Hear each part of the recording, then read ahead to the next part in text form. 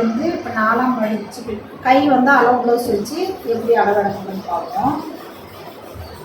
4 எப்படியும் மடிச்சுக்கோங்க. தைக்கணும்.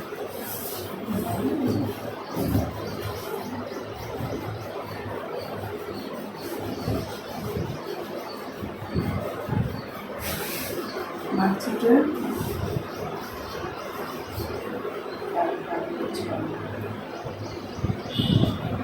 இங்கே வந்து கீழே மடிக்கிறதுக்கு 1 இன்ச்சு விட்டுருவாங்க.